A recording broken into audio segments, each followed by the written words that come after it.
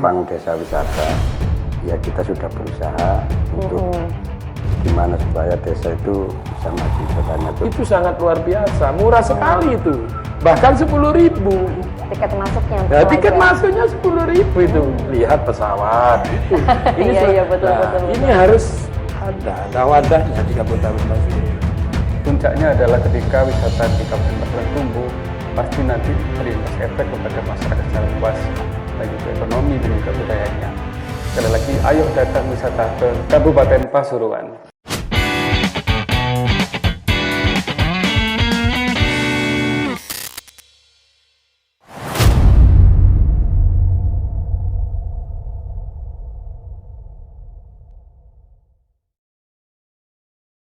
Assalamualaikum warahmatullahi wabarakatuh. Selamat sore sahabat Potret Media yang ada di rumah. Kembali lagi bersama saya Niswa sebagai host dalam acara spesial kita, tentunya masih di Jawara Jagongan Wakil Rakyat. Yang mana pada hari ini kita sudah bersama dengan para wakil rakyat dari Komisi 3 DPRD Kabupaten Pasuruan. Ya, yang pada hari ini akan membahas terkait dengan desa wisata. Desa wisata atau wisata desa ya, nantinya ini seperti apa gambaran dari desa wisata dan juga wisata kuliner. Nah, karena desa wisata itu biasanya diimbangi dengan wisata kulinernya, begitu ya. Apalagi Pasuruan yang memiliki banyak sekali potensi keindahan alam, begitu ya, yang paling lengkap mulai dari ujung gunung, atas gunung sampai di lembah atau di lautan, begitu ya. Baik, kita sapa terlebih dahulu. Ini yang pertama saya mau menyapa ada Mas Mahdi Haris SH. Selamat sore, Mas. Selamat sore, Mbak Niswa. Assalamualaikum. Waalaikumsalam. Sehat. Pangestu. Alhamdulillah. Ini saya baru pertama kali bersama dengan Mas Haris atau Pak Haris ini saya Pak? Haris saja nggak apa-apa. Oke, Mas Haris. Dari dapil berapa, Mas? Alhamdulillah saya dapil 2, Dapil mewakili 2. Kecamatan Rembang, Pocentre, Wonorejo sama Keraton. Oh, Wonorejo juga termasuk ya. 4 kecamatan ya? 4 kecamatan. Oke, luar biasa. Selanjutnya di samping Mas Haris ini ada Pak Nurul. Ya. Assalamualaikum Bapak. Waalaikumsalam. Sehat Pak? Sehat, alhamdulillah. Oke, Pak Nurul dari dapil berapa? Dapil 2. Dapil 2. Sama dengan Pak Sama. Mahdi Haris, dengan Besti ya? Deswita. Iya, Besti juga. Kalau turun ke ke dapil-dapil sering bareng apa sendiri-sendiri nih? Ya, sering bareng, kadang ya sering sendiri-sendiri. Bareng kalau pas ada undangan-undangan walimah ya. Oke, baik, selanjutnya kita sapa juga yang di pojok kanan sendiri. Ini ada Bapak Haji Mas Huda Hidayatullah, atau kita akrab dengan sapaan Pak Huda atau? Ya. Pak Huda saja. Oke, baik. Dari dapil berapa Bapak? Sama, dapil 2. Dapil 2 juga, luar biasa ya. Ternyata tiga-tiganya ini adalah para penjaga dapil 2 begitu ya. Dari Rembang, Wonorejo, Keraton sama Pocentre. Luar biasa sekali. Bapak-bapak, seperti yang tadi saya sampaikan bahwasanya di Pasuruan ini memiliki potensi wisata yang sangat besar sekali. Bahkan sekarang aja yang paling menjadi destinasi nomor 1 yaitu Bromo, begitu ya. Walaupun tidak masuk dapil jenengan, tapi kita semua tahu bahwasanya Bromo ini merupakan wisata yang paling diminati, baik itu di lokal ataupun di mancanegara, begitu. Nah, dan pastinya banyak sekali potensi desa wisata yang lainnya. Nah, saya pengen tahu sih dari yang tadi saya sampaikan, sebenarnya desa wisata itu wisata yang ada di desa atau desa yang punya wisata tersebut. Mungkin bisa disampaikan dari Pak Nurul terlebih dahulu, boleh dijelaskan? Assalamualaikum warahmatullahi wabarakatuh. Waalaikumsalam Jadi, warahmatullahi langsung saja, wabarakatuh. Mbak ya. Jadi apa yang disampaikan Mbak tadi, apakah desa Wisata? Wisata, apakah desa yang punya wisata kan seperti itu. Jadi gini, kalau di Kabupaten Pasuruan ada berapa yang di desanya itu ada wisata. Tapi kalau keinginan, ini aspirasi masyarakat termasuk kepala desa itu, keinginannya ini di desa-desa ada wisata masing-masing, tapi agak jauh, agak berat kan seperti itu. Iya, kenapa kalau berat? Iya, karena beratnya apa? Kemauannya masyarakat, iya sih, kemauannya kepala desa ini kan, keluh kesahnya masyarakat ke kepala desa atau ke wakil rakyat kita ini, iya sih. Betul. Terutama di dapil kita, kan seperti dapil itu. luar. Kenapa saya menyampaikan seperti ini? Kalau di masing-masing desa punya wisata lebih bagus. Betul. Nah, tetapi seandainya kalau digelontorkan uang kerjasama dengan daerah, insya Allah akan berjalan desa itu. Artinya, Jangan jauh ke desa, masing-masing kecamatan itu ada satu aja potensi wisata itu. Ada satu tiap-tiap kecamatan, 24 kecamatan. Betul. Satu contoh Pandaan yang ada, di Bangil yang ada, ndak usah. Coba digelontorkan 5M aja satu wisata ini. Insya Allah akan berkembang di Kabupaten luar biasa Pasuruan. ya. Nah Artinya, inilah, tapi masing-masing kecamatan iya. ada satu contoh sekarang anak sekolah, ya sih, tidak boleh di luar Kabupaten Pasuruan. Betul. Harus kita menyediakan. Kalau memang tidak boleh di Kabupaten Pasuruan, harus menyediakan wisata satu ya. contoh. Iya gitu. sih, satu contoh yang di Sidoarjo Surabaya itu kan ada. Itu sangat luar biasa, murah sekali itu. Bahkan 10.000 tiket masuknya untuk ya, tiket pelajar. masuknya 10.000 itu. Lihat pesawat itu. Ini Iya, betul. ini harus ada wadahnya di Kabupaten Pasuruan. Iya. Ini anak-anak sekolah TK nggak boleh keluar. Satu contoh di Rembang adalah satu di tempat wisata itu.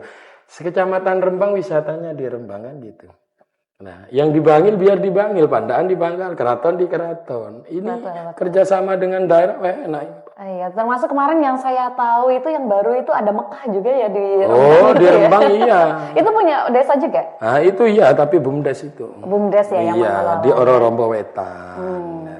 Ororombo Kulon, iya kan, itu ada Kampung Mangga, tapi itu ada kolam renangnya, tapi kecil. Nah, seperti itu.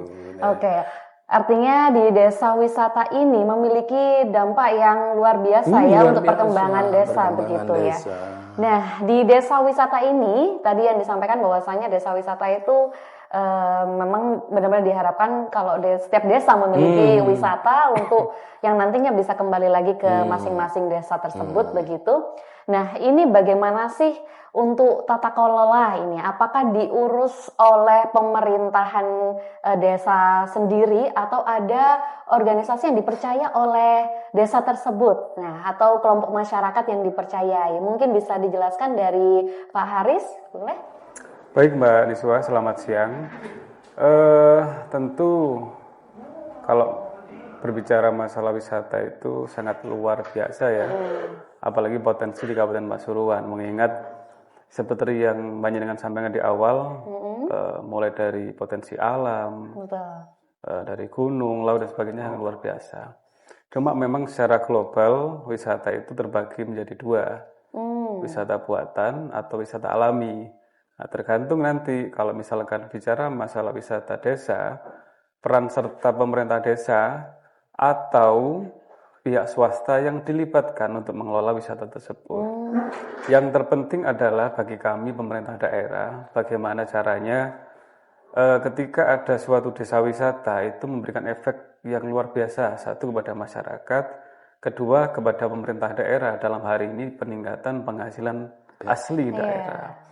Oleh karena itu, kami sebagai legislatif dan juga eksekutif terus mendorong pelaku wisata yang ada di Kabupaten Pasuruan sehingga mengembangkan apa yang menjadi potensi di daerahnya masing-masing.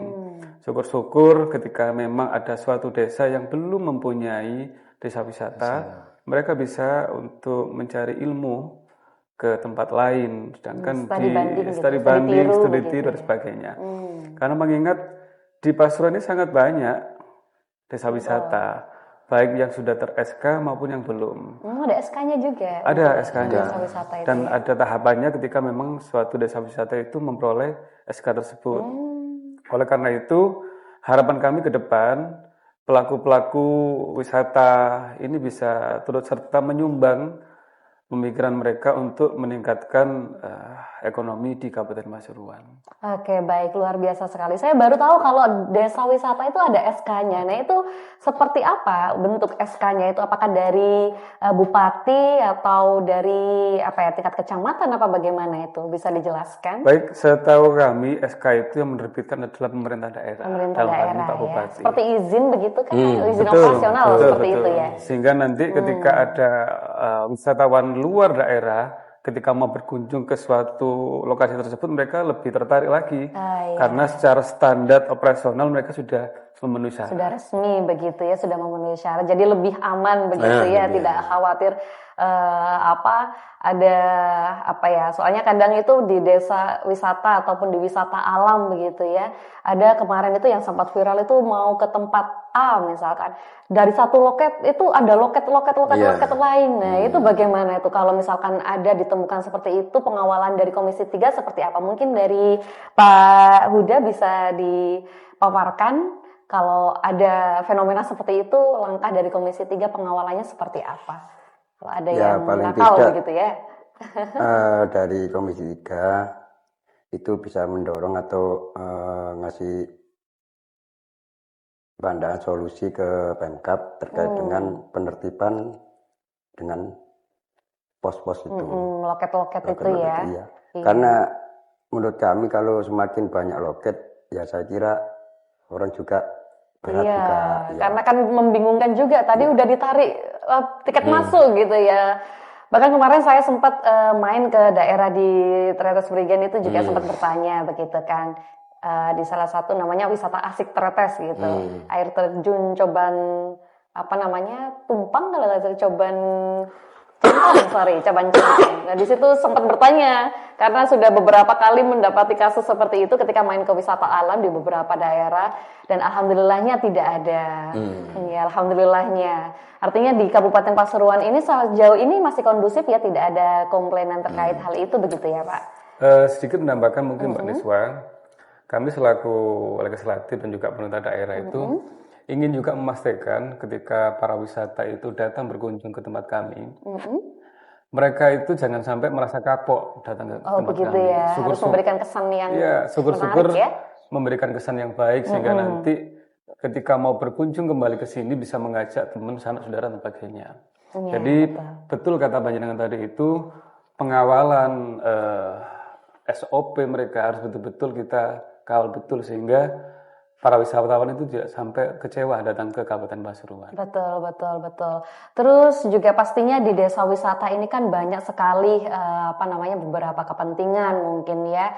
Artinya ada lembaga swasta yang ingin mendirikan sebuah wisata yang ada di desa. Terus ini langkah komunikasinya ini harus seperti apa? Kalau misalkan ada suatu lembaga swasta ingin mendirikan wisata berada di desa tersebut supaya tidak terjadi simpang siur dengan masyarakat karena takutnya nanti ada penyimpangan sosial dan menimbulkan konflik. Nah, ini bagaimana cara mengatasinya kira-kira Bapak? Mungkin dari Pak Nurul terlebih dahulu boleh? Nah, jadi gini Mbak, satu contoh apa yang disampaikan Pak tadi. Ada pengusaha lain untuk ingin mendirikan wisata satu contoh di desa si A, kan gitu. Nah, apa yang kita tidak diinginkan ke depan, kan seperti itu. Yang pertama ya harus sosialisasi dengan masyarakat. Ya. Jadi habis itu kita melangkah, ya sih ada Mosdusnya di situ, Musdes, habis itu kita melangkah, ya, di mana caranya nanti ada kan di dinas terkait minta apa. Biasanya kalau mengadakan seperti itu, izin pertama itu harus ada pelatihan tentang kewisataan. Bagi pelaku usaha yang ingin membangun bagi pelaku kerjasama dengan desa kan seperti itu. Nah, habis pula barulah kita melaksanakan kalau memang sudah ada keputusan itulah boleh diadakan atau dilaksanakan. Oke. Nah, seperti itu, Mbak. Oke, artinya harus tetap dikomunikasikan ya dengan warga setempat supaya tidak ada miskomunikasi ketika berjalan begitu ya. Nah, Kan ini banyak, Mbak. Jadi Nggih? wisata satu contoh di Pandaan, ada Duren Sewu itu kan Iya. kerjasama. Iya. Desa kerjasama dengan itu tadi. Iya, tapi memang terlihat sih, apa namanya ketika di luar begitu ya, ketika desa yang sudah ada wisatanya, apalagi desa wisata yang dimiliki sama BUMDes, wah desa Wah, ini luar desa biasa, maju, maju. langsung jadi labelin desa maju. Nah, desa maju. Satu contoh yang di Pandaan Sebani, itu punyaan perorangan. Iya. Tapi parkirnya itu Dikolaborasikan dengan pemuda. desa Oh, itu. desa. Jadi Iya, seperti betul. itu. Iya, Jadi iya. enak, PAD-nya desa dapat. Nah, seandainya di Kabupaten Pasuruan, jangan jauh-jauh ke desa dulu. Iya kalau memang ada anggarannya. Kalau tidak, satu contoh, masing-masing kecamatan itu ada satu. Luar biasa itu. Ngapain dari luar Iya. yang untuk kerjasama di situ. Betul. Seandainya uang itu ada di Pemda, itu gimana caranya? Kerjasama di situlah. Iya. Bukan orang lain yang itu, di situ kan. Alternatifnya begitu ya. Sama-sama dua-duanya dapat. Iya, sama-sama gitu. dapatnya, sama-sama enaknya dan pastinya Buatkanlah, bahwa branding desa iya. itu juga Buatkanlah lebih cepat, aturan, ya. buatkanlah perbub itu. Sekolahan-sekolahan tidak boleh mengadakan ke satu contoh di Rembang, nggak oleh nang keraton nggak oleh nang itu sudah dapat. Iya. Itu. Kalau untuk regulasi itu tuh masuk di Komisi 3 atau lain ya? Jadi kalau untuk Pendidikan wisata bukan ya di Komisi 3 kan Oke, gitu. oke. Seperti itu. Oke. Terkait dengan tadi menyinggung tentang anggaran begitu ya. Sejauh ini dari Komisi 3 sudah merumuskan seperti apa sih bentuk anggaran untuk desa wisata. Nah, ini bagaimana? Mungkin bisa dari Pak Nurul boleh? Pak Nurul. Oh sorry, Pak udah. Biar baru pertama kali ketemu dan berkenalan begitu ya. Bagaimana Bapak boleh dijelaskan terkait dengan anggaran dana terkait dengan desa anggaran kita yang di Komisi 3 untuk menopang desa wisata, ya kita sudah berusaha untuk gimana supaya desa itu bisa maju wisatanya. Contoh di daerah pantai mungkin kita mengajukan untuk akses jalan, Ya, akses jalan ini ya tambatan biasanya perahu yang wisata, menjadi ini kan itu kan problem itu besar. akses yang utama itu yang pertama itu. Nah, kalau sudah itu ada mungkin nanti di sana sudah ada bisa dibangun kafe laut, bisa Iya. dibangun untuk mangrove. Nah, akses pertama kan memang dari jalan itu. Betul sih. Iya, karena beberapa wisata desa ini biasanya akses jalannya ini masih kurang kurang nyaman untuk dilewatin begitu ya. Sejauh Kita ini sudah kebanyakan itu ya, menganggarkan, Pak ya. sudah. Ya mungkin Permintaan mungkin dari karena desa. keterbatasan dari anggaran, dari efisiensi ya mungkin itu makanya kita perlu mendorong Pemkab untuk lebih memfokuskan daerah-daerah yang ada potensi wisatanya yang bisa diharapkan ke depannya. Iya. Oke, luar biasa sekali. Nah, ini terkait dengan proyek pembukaan jalan begitu ya. Ini masuk dalam penganggaran atau artinya ketika dana itu dianggarkan itu sudah otomatis membuka jalan karena ada perbaikan-perbaikan dan lain sebagainya, otomatis kan nanti dana itu membutuhkan lebih banyak lagi.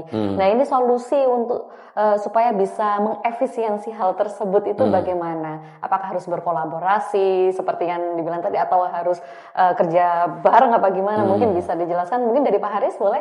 Oke, baik, terima kasih Mbak Niswa Iya. terkait hal tersebut. Memang fasilitas penunjang itu perlu kita perhatikan dalam rangka memaksimalkan potensi wisata tersebut. Di tengah memang keterbatasan anggaran di kabupaten, tentu kita tidak bisa berdiam diri. Kita bisa bekerja sama dengan pemerintah provinsi, pemerintah pusat, bahkan dari langsung Kementerian Pariwisata. Apa yang kira-kira bisa kita tampilkan kepada beliau-beliau sehingga tertarik untuk menyupport apa yang menjadi kebutuhan kita khususnya di fasilitas penunjang tersebut. Sehingga orang atau masyarakat yang ingin mempunyai atau membangun desa wisata mereka punya kepastian bahwasanya pemerintah itu hadir untuk mendampingi mereka. Tidak hanya mereka itu berusaha sendiri, berjuang sendiri, akhirnya mereka merasa kok aku izin ngomong.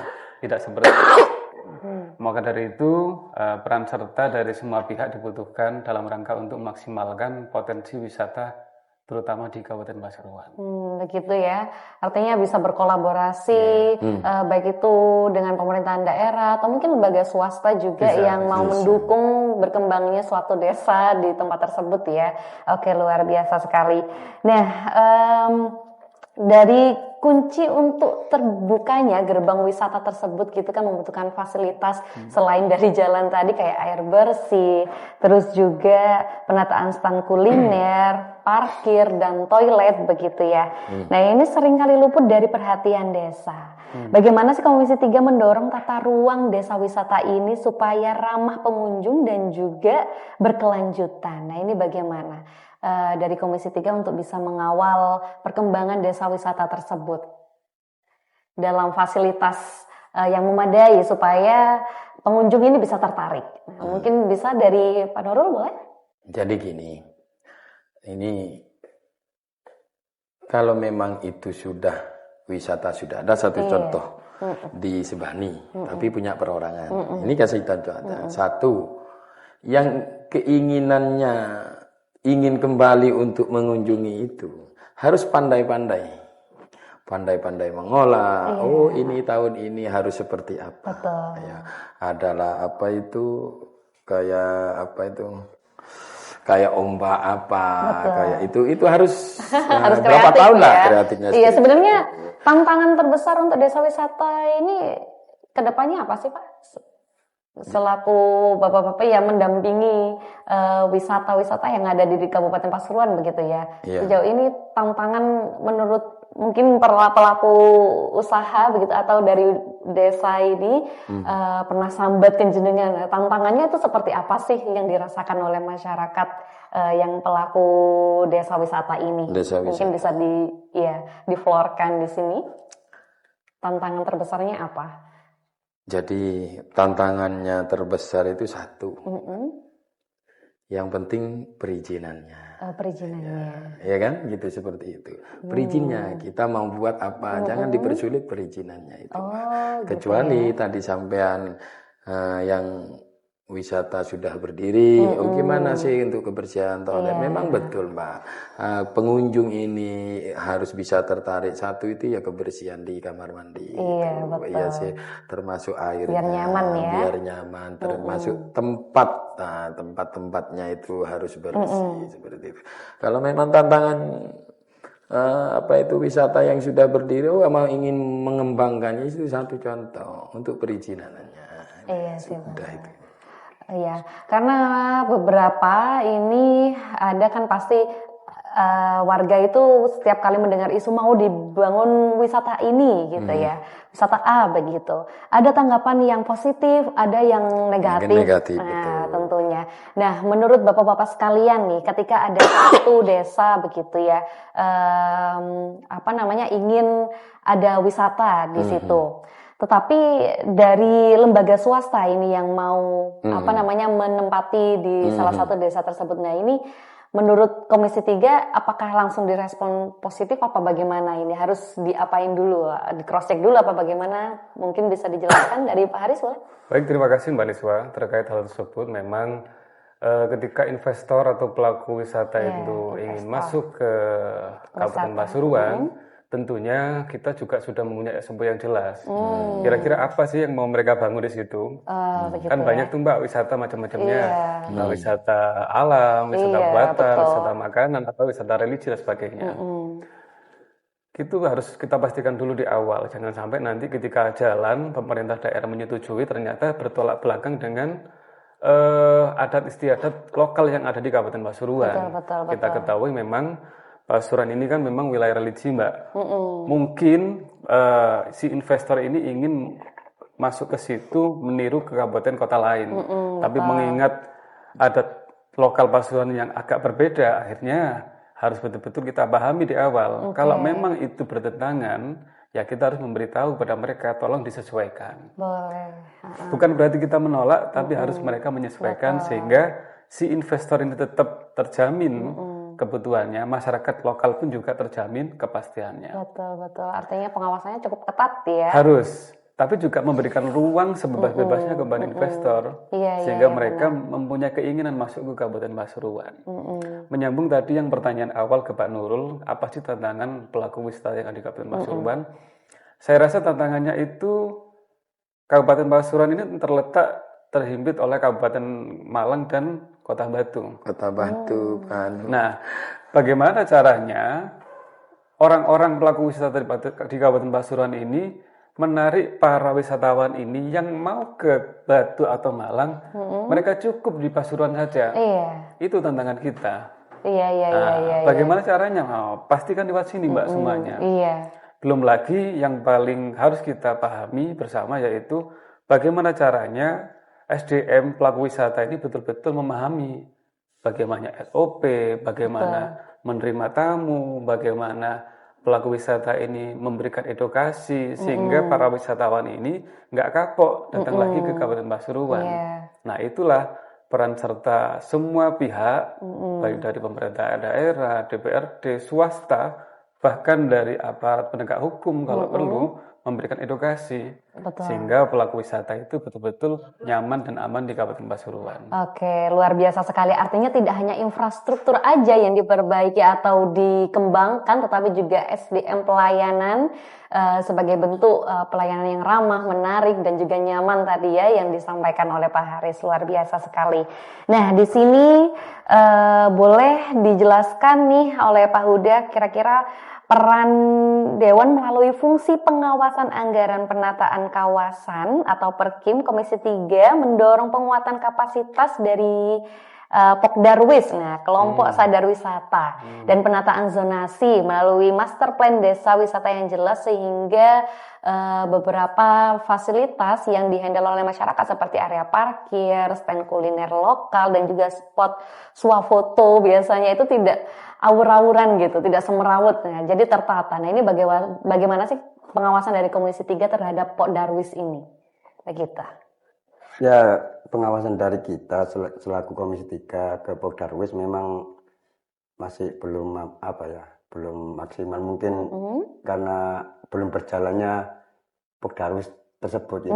Kan masih belum semuanya berjalan. Oh iya. Jadi, yang sudah berjalan mungkin sudah di daerah mana atau ya, memang belum sama di sekali? Daerah Pandaan, daerah Prigen, mungkin daerah mana? Atau daerah yang banyak wisatanya sudah berjalan? Sudah berjalan wisatanya yang sudah ada wisatanya, bukan begitu, yang baru mulai. Oke. Artinya untuk pelatihan di Pokdarwis ini sudah pernah terlaksana untuk teman-teman Pokdarwis ini? Jadi gini Mbak, izin kalau boleh menambahkan. Iya boleh. Boleh. Mengenai Pokdarwis itu memang pertanyaannya lebih tepat bukan pengawasan tapi pembinaan. Iya, karena mengingat desa wisata ini kan memang lagi tumbuh. Sedangkan Pokdarwis ini memang juga mereka lagi tumbuh juga bersama. Betul. Sehingga pembinaan itu perlu dilaksanakan terus-menerus.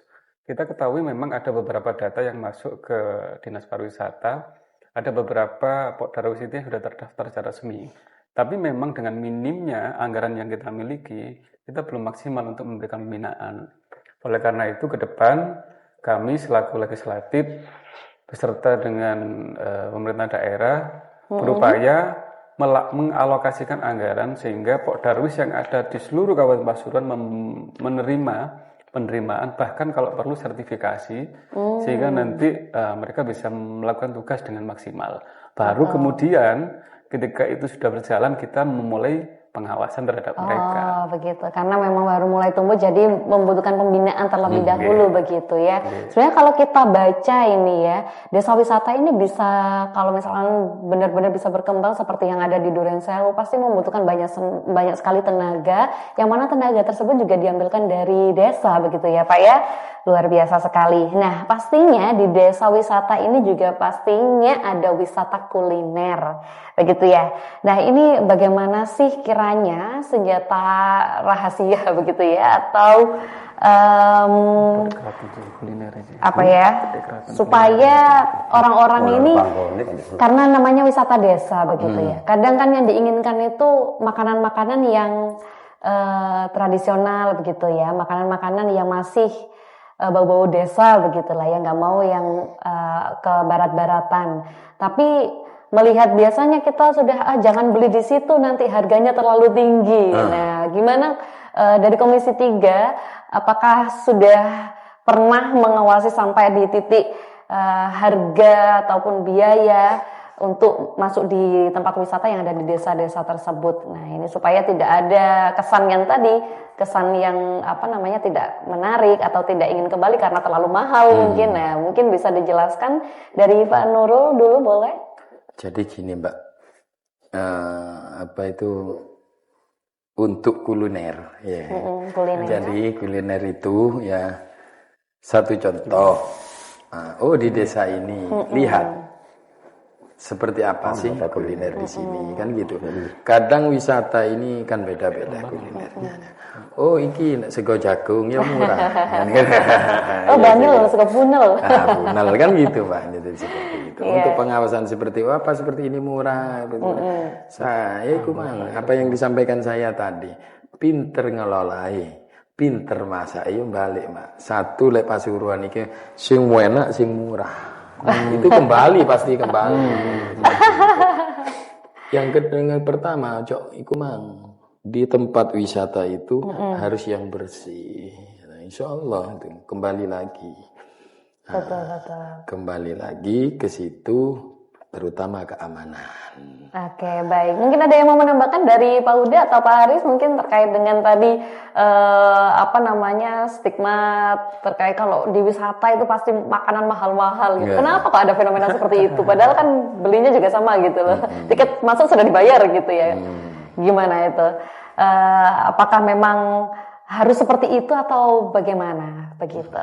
Mungkin ada beberapa yang pernah dicurhatin begitu ya. Memang harganya harus segini begitu. Mungkin bisa disampaikan Pak Haris atau Pak Huda boleh? Ya mungkin terkait kuliner di suatu wisata itu kalau harganya terlalu mahal itu biasanya kemungkinan dari pihak luar desa mungkin yang dari swasta atau dari orang invest. Tapi kalau pengalaman saya terkait dengan kuliner yang di desa itu sendiri, harganya ya relatif murah. Murah sebenarnya kan harusnya kalau di desa itu harganya lebih murah semuanya ya. sama saya kira. Cuma terkait kuliner itu yang pertama itu mungkin fasilitas tempatnya dulu yang harus disediakan. Contoh kayak di keraton kan terkenal Kupang Keraton. Kupang Keraton tapi tidak ada tempat untuk menjualnya, itu tidak ada tempatnya. Harusnya disediakan fasilitas tempat khusus untuk kuliner itu ya. Yang khusus di Kecamatan Keraton kayak Kupang Keraton, sate kerang. Kan itu juga suatu potensi wisata dan wisata kuliner ya. Kuliner juga itu. Potensi wisata kuliner begitu ya Bapak ya. Ya selama ini kan tempatnya ya orang-orang ya semua pada nyewa pribadi ya, otomatis ya mahal harganya. Iya betul. Ya mungkin pemerintah bisa menyediakan fasilitas atau tempat rest area atau apa.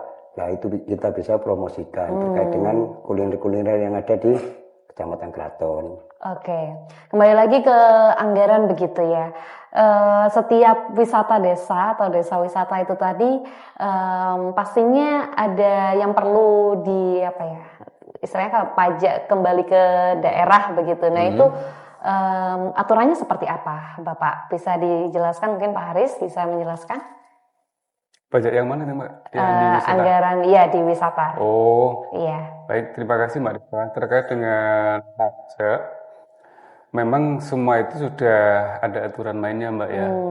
Baik melalui Perda ataupun Perbup di periode yang lalu. Cuma memang berapa itu? Iya. Cuma secara detail kami tidak bisa menyampaikan, bisa dicek langsung aja ke online juga bisa. Karena beberapa item itu masing-masing punya nilai tersendiri. Ada nilai tersendiri ya. Yang jelas adalah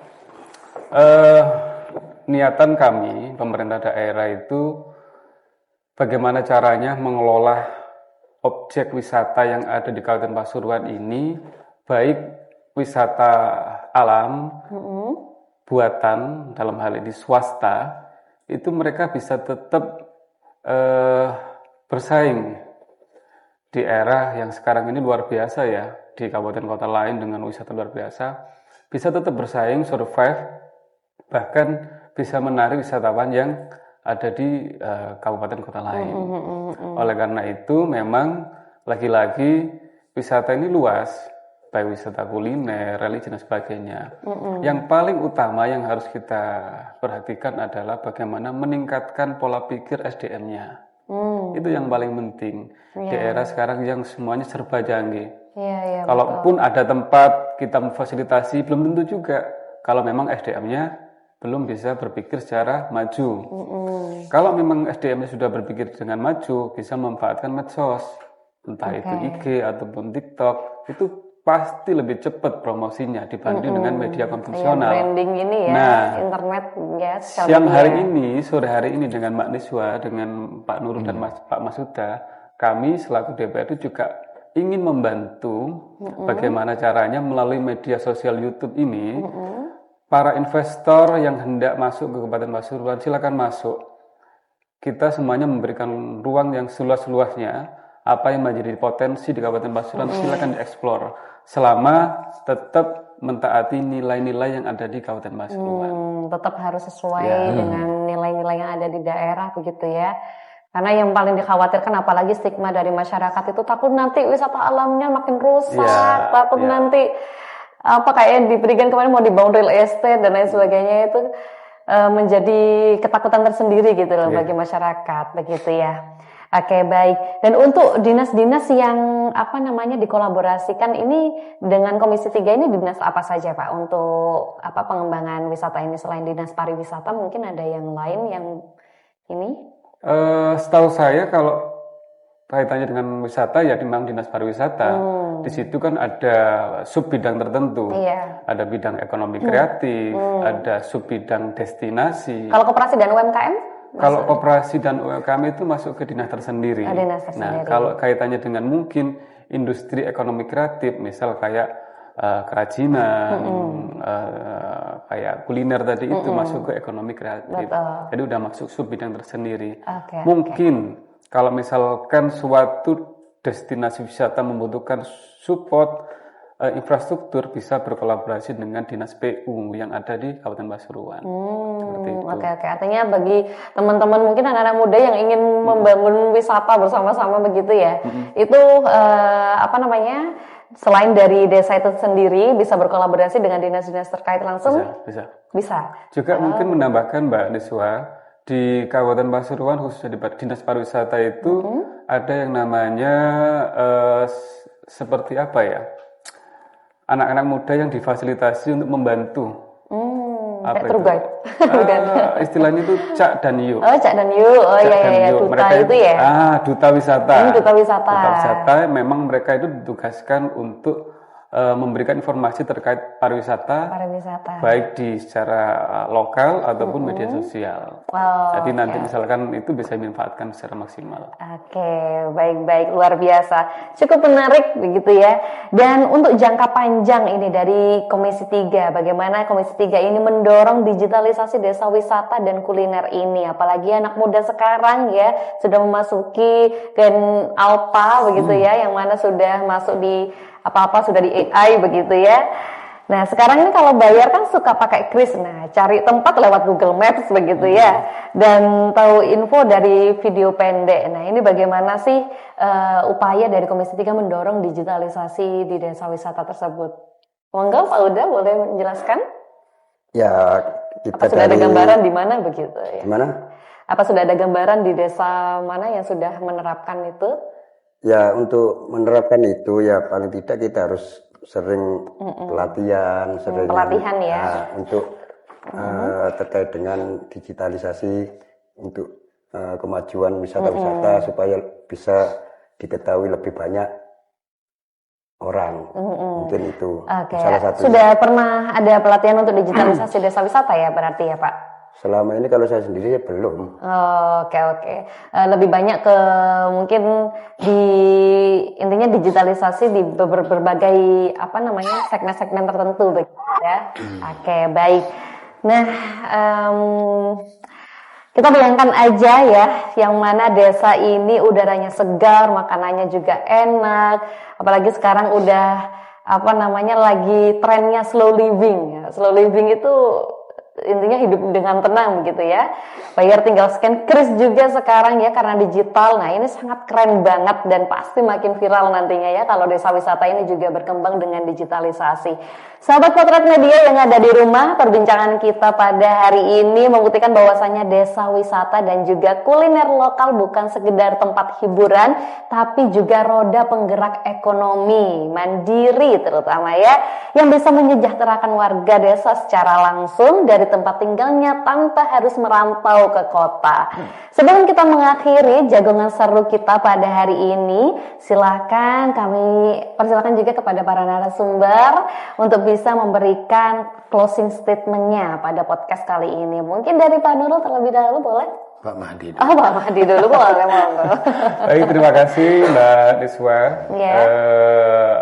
Harapan saya kepada masyarakat seluruh Kabupaten Pasuruan, ayo jangan ragu datang ke objek wisata yang ada di Kabupaten Pasuruan. Insya Allah wisata-wisata kita tidak kalah keren dengan kabupaten kota lain. Puncaknya adalah ketika wisata di Kabupaten Pasuruan tumbuh, pasti nanti berimbas efek kepada masyarakat secara luas, baik itu ekonomi dan juga budayanya. Sekali lagi, ayo datang wisata ke Kabupaten Pasuruan. Oke, luar biasa sekali. Selanjutnya, silakan Pak Huda untuk bisa memberikan closing statement-nya, Bapak. Untuk warga Kabupaten Pasuruan, ayo kita rame-rame majukan dan kunjungi wisata yang ada di Kabupaten Pasuruan sendiri, karena itu adalah simbol dari kebanggaan Kabupaten Pasuruan dan warga seluruh Kabupaten Pasuruan.